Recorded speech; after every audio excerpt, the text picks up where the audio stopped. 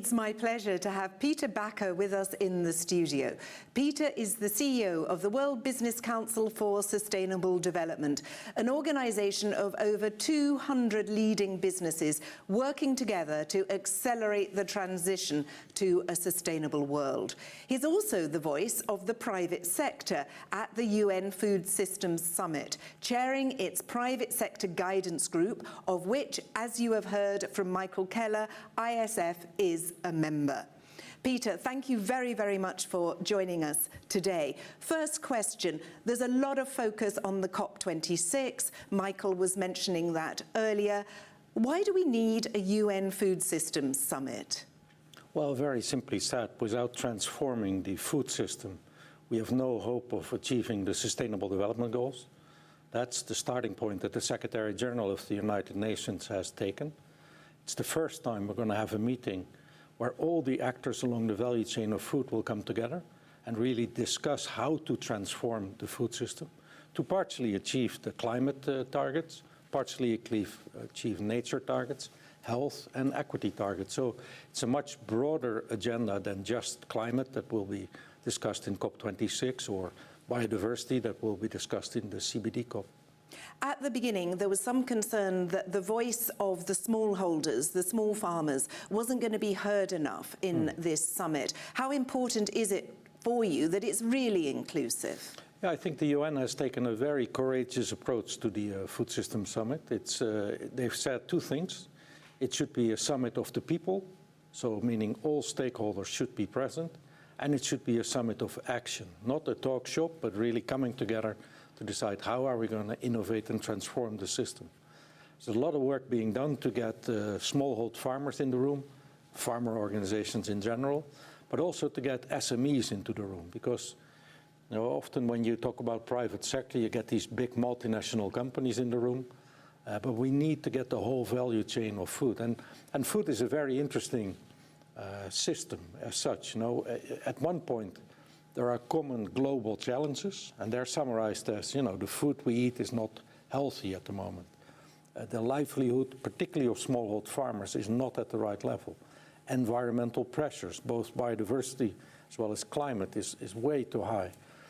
So it's a system which consists of many, many actors, from the smallest of farmers to the biggest of retailers who will sell the products, and we need to get them all in the room. And your job is to build consensus from those very diverse speakers. You've got the food sector on one hand, priority very much on consumers and what they want. You've got the seed sector, consumers are important, but of course their focus is on the farmers. How are you juggling all of those differing, perhaps even competing interests? Yeah, by what we've done is we've set up the private sector guidance group, as you mentioned. More than 45 business associations are being pulled in, ISF being the voice of seeds. And there we've had loads and loads of conversations about, what is actually the objective of a food system transformation? Can we agree that we want an equitable, net zero, nature positive food system that can nourish all people? Well, it took us some conversations, but that's now agreed. So at that level, we're now aligned. I think the main gain that we've been able to achieve is people are now all on the food system transformation. It's not enough anymore to do business as usual, to sell a few more seeds or whatever it is that people try to sell, to really think how do we transform systems to achieve these four big goals. Yeah, and it's true. If you really think in a very harsh way about what is the transformation the system needs, there will be winners, there will be losers. And some losers will decide to be defensive and try to block progress. But a food system summit like this, bringing all the actors together, in my mind, is going to make it inevitable that we need to change the system. And the call that I constantly make to any participant in our meetings is, we will understand where your business may occasionally hurt, and we need to find just transitions out of that. But if you all focus on what are the innovation opportunities that will emerge, then we'll have built successful future businesses It becomes a conversation about the competitive positioning of your company or your sector. And that way we can hopefully mobilize as many companies and associations as possible. Lots of points there that I want to pick up on, but I also just want to encourage our listeners, our viewers from the seed sector. As you've just heard from Peter, he says there will be winners and losers. Well, you obviously want to make sure that you're on the winning side. So please do put questions in the live chat. We would love to hear your questions. Just to come back to that point, what do people need to do to not be losers? Is it this mentality that it's not business as usual, or is there something else that they need to do? Well, it starts with recognizing that the business models people are in today need to be evaluated against these targets. So again, are you sure your business model is providing equitable incomes to anyone in the chain? Are we sure that the system will be nature positive and net zero? Are we sure that we grow the stuff that provides healthy diets to people everywhere, saves hunger, avoids obesity, those type of things? So that's a simple test. Is what my company is doing contributing to those points? The way that should work in business is very simple. You need to integrate environmental and social risks, the so-called ESG factors, into your enterprise risk system. So to see where am I exposed, where do I cause either environmental or social damages, but also the flip side of risk is always the same. If we're going to move to an equitable, nature-positive da-di-da system, are we seeing the opportunities that will bring? One of the nice examples for a group like ISF, we're going to have a much bigger proportion of plant-based proteins in the diets of people going forward. Well, plant-based sounds like it starts with seeds. So I guess that's a big growth opportunity for the sector. But then you need to understand, what is this proteins conversation about? How will it impact the feed on the one side for animals and the food on the other side for people? And how can I position my company as part of a value chain to benefit from those innovations? So animal feed companies, they've really got to watch out, you would say. If they don't want to become one of the losers, they've got to do something transformative, and perhaps in the area of green proteins. Yeah, and these are not black and white conversations. It's not like we're going to switch one sector off and the other on. We need to make sure that the animal proteins that we produce globally, that they are produced much more sustainably. And I'm not an expert enough to understand what that would mean for a seed player, but I can imagine that if you find new crops of seeds that are less water, use less water, or produce less methane, or whatever the impacts may be, then you can contribute to a more sustainable livestock production. That's one component that needs to happen and is happening as part of the food system. I was just going to say, because twice you've mentioned this term, I think we've all begun to understand what carbon neutral means, because there's been a lot of focus on climate change. But you were also talking about nature-positive agriculture. Yep. What does that mean? So there's three big challenges in the world. One is climate emergency, and that's where the need to decarbonize value chains comes in, and therefore net zero carbon. The second one is biodiversity loss is at unprecedented rates. The IPCC type of reports, global targets for nature have come out. TNFD, the Task Force for Nature-Related Financial Disclosures, is coming up. So the next science-based targets that will emerge is, what does it mean for a business to contribute to a nature-positive system? And that's mainly talking about biodiversity loss. In the area that we're talking here, it has a lot to do with the soil quality. What can we do to improve that, to sequester carbon into the soil? What can a seed company contribute to that happening? And then the last big global challenge is mounting inequality. And there again, seed companies have massive solutions in my mind. If through your activities, through your innovation, you can help a farmer to improve its yield, i.e. to improve its income, give him a more diverse set of incomes. That will help the soil quality, will help the income, and you'll solve two problems in one solution. So at the summit, there's going to be a lot of focus on nature-positive agriculture.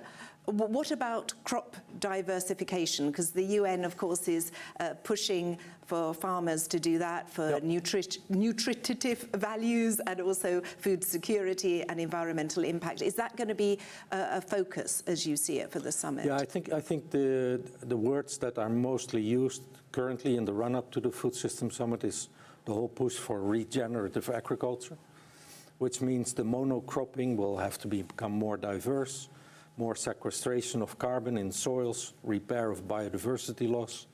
So that's absolutely the way forward.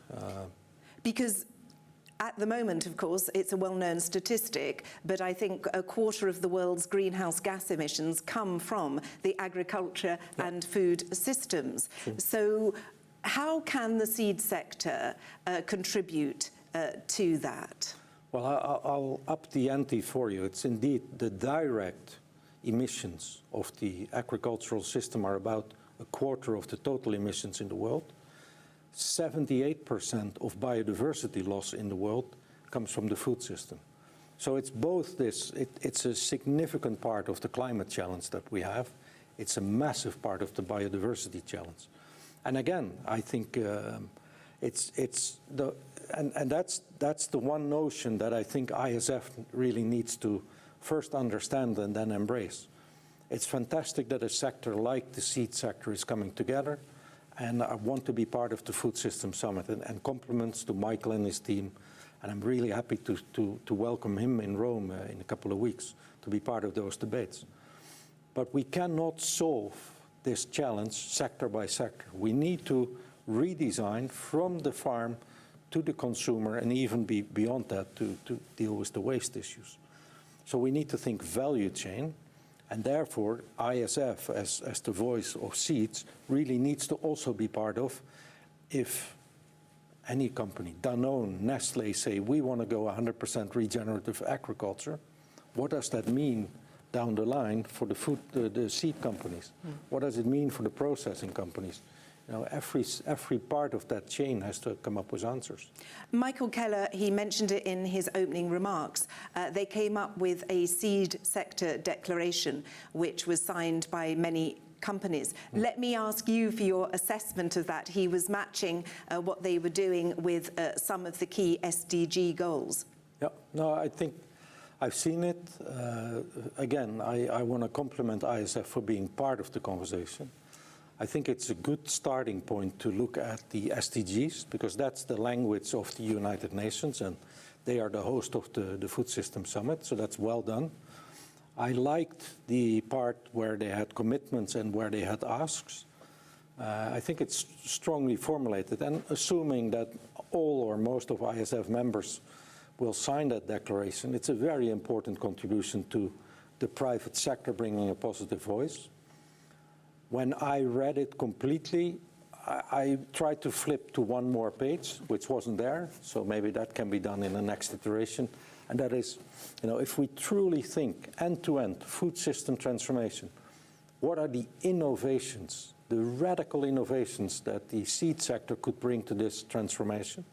And therefore, you know, what are your ambitions? Not so much your commitments and your asks, but what is the ambition that this sector can bring?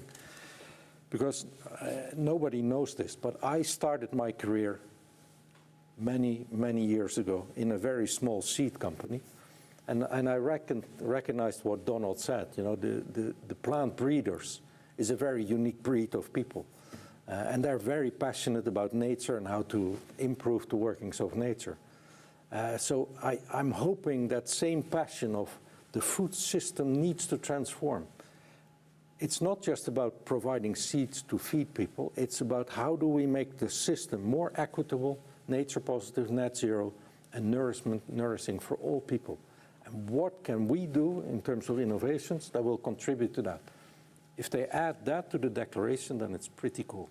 Well, we've got a panel coming up in a moment where we are looking at the UN Food Systems Summit, and I'm going to be asking some of them, why did you sign that declaration? And we'll see what they would put on that extra page that you're asking for. So that's a very good idea. Let's now slightly narrow our focus and look, because there is a pre-summit, I understand, in Rome in a few weeks' time. What do you hope will come out of that? I understand there might be a business declaration. Can you give us a sneak preview of the sort of things that it's saying? Yeah, I actually think the pre-summit is almost more important than the summit itself. The pre-summit will be 3 days, all stakeholders in one room, many people dialing in from outside through Zoom and other forms of panels. And that's really the opportunity to, for business to show its positive contribution, but to also discuss with ministers and other participants on how do we actually do this. So in the run-up to this pre-summit, we have been working in the private sector guidance group on a business declaration, a positive voice of business. We try to avoid writing it in a way that, we sounded like the UN trying to transform the system. So we've really talked about what are the contributions that business can make.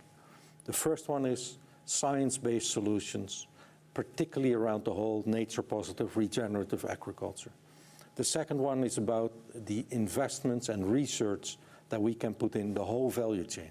And obviously, again, for ISF, the seed sector is an essential element into that.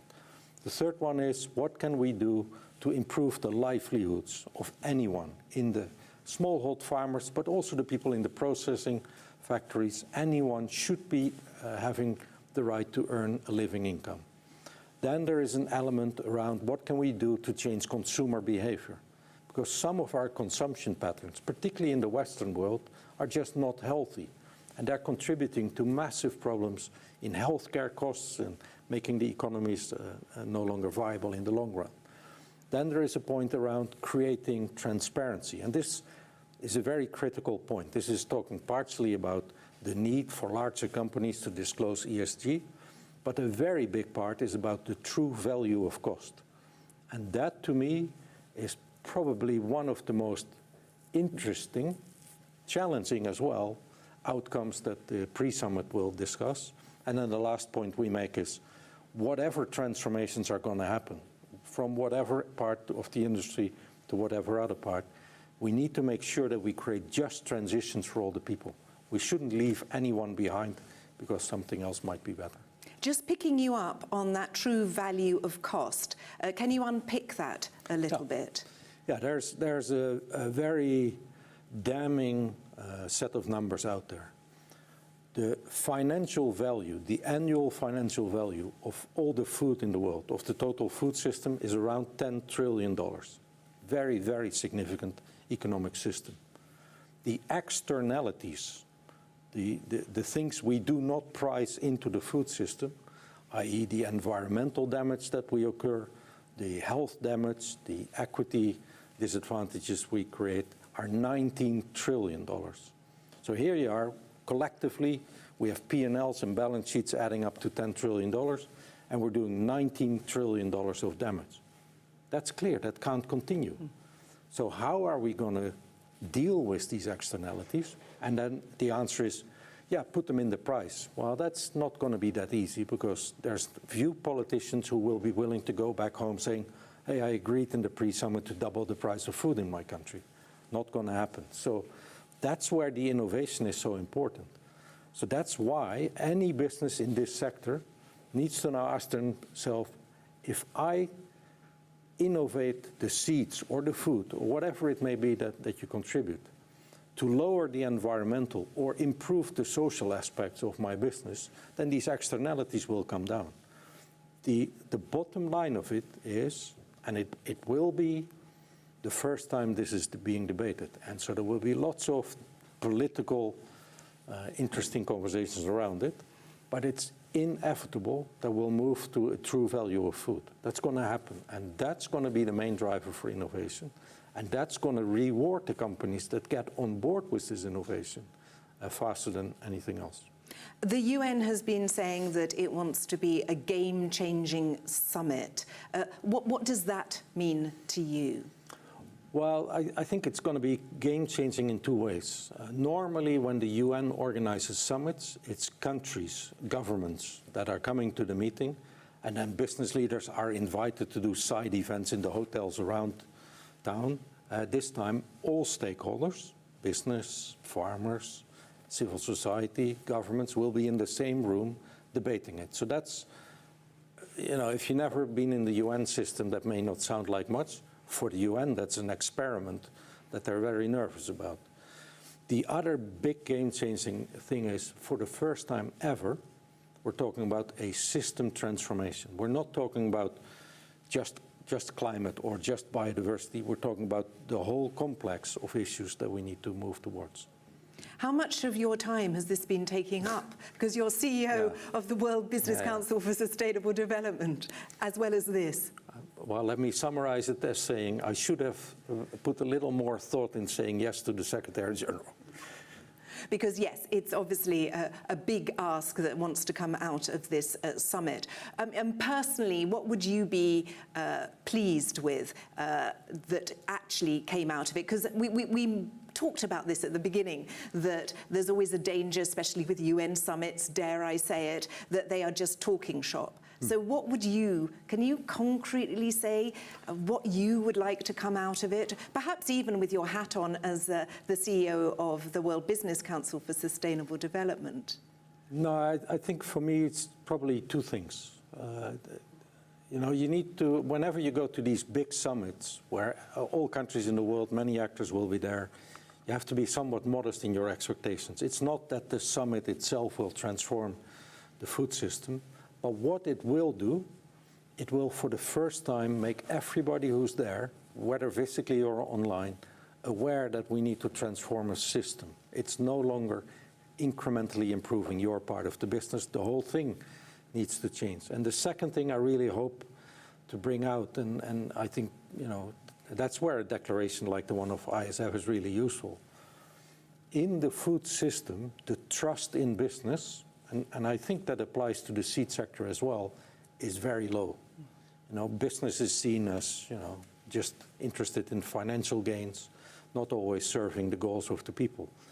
I really hope that we can bring a positive voice of business, that we can show the innovation power that we have, and our understanding, our joint understanding of the four big goals that are being set. It just makes me reflect on the pharmaceutical industry, and there were some question marks over big pharma before the pandemic, and then we've seen with the innovation of all of those technologies, it is really, yes, an opportunity for redemption for them. There's a question that's come in from Petra Jorash from the European Seeds Association, Euroseeds. Completely agree to science-based solutions and innovation that can contribute to a more sustainable food system, but there are strong voices that oppose science and technology to sustainability, specifically in the Western world. How can this be brought together? I don't know. I would say over time. I always draw the parallels of any conversation we have in sustainability to the world of climate change. In 2009, the world came together. We were this close in Copenhagen to agreeing an agreement, and at last minute, it all unraveled and it fell apart. And then we were in 2-3 years where science, in the case of climate, the IPCC, were heavily criticized, and we made no progress. Then in 2015, COP21, science was much more robust. Business in particular, and in that case city mayors as well, were very much saying we have the solutions, just be ambitious in your agreement. It happened. 2 years later, the IPCC came out with a new report saying 2 degrees is no longer the target, it's now 1.5 degrees, and look now, there's more than 3,000 companies in the world that have set net zero targets. So this takes 12 years. I don't expect that same thing to happen in the Food System Summit in 1 year, but we can learn from climate. 5 years from now, targets will be there, science will be robust, business will leading the innovation, and the future looks good. Peter, I think that's a very good note to leave this conversation on. Thank you so much for explaining so clearly where we are and where we need to be. But I think that message very much is it's not business as normal. It needs to be transformative. So thank you, Peter Bakker, CEO of the World Business Council for Sustainable Development, for joining us today.